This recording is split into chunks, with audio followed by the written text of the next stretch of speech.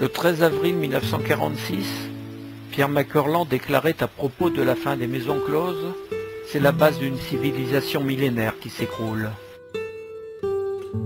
Dans son ouvrage « La fermeture », paru en 1986, Alphonse Boudard, nostalgique, nous entraîne avec la truculence et la gouaille qu'on lui connaît à l'âge de pierre de la Troisième République.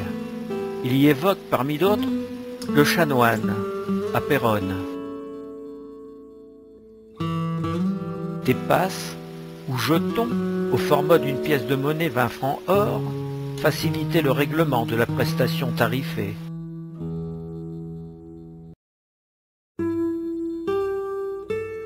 Sur le revers est gravé « On s'amuse, 4 faubourgs de Paris, à Péronne, Somme ». Il nous suggère que se trouvait à cette adresse un établissement que l'on ne tolère plus en France depuis une certaine loi du 13 avril 1946.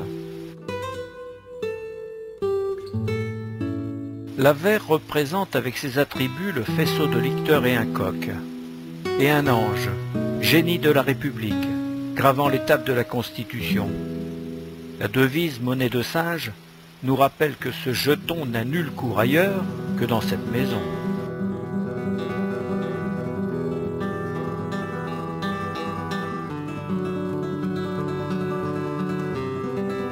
L'annuaire des PTT de 1939 nous informe qu'une certaine Madame Nelly, téléphone numéro 229, donnait une maison de société au 12 de la rue des Chanoines.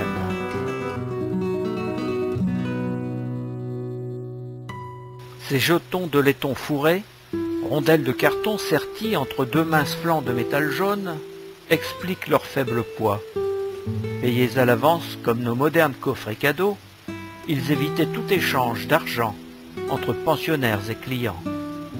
Le bénéficiaire pouvait alors venir ici sans porte-monnaie, et cela coupait court à toute discussion sur les vols et tarifs relatifs aux prestations.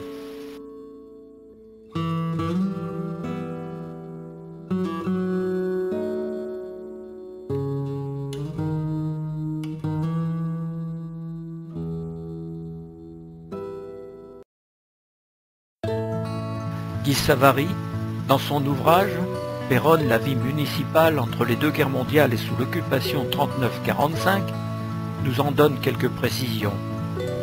En mai 1920, le maire est saisi d'une demande d'autorisation d'ouvrir une maison de tolérance au 4 du faubourg de Paris. Il accorde son autorisation. Par la suite, l'établissement déménagera au 12 de la rue des Chanoines, en face de la chambre de commerce, et y restera jusqu'à l'application de la loi Marthe-Richard du 13 avril 1946.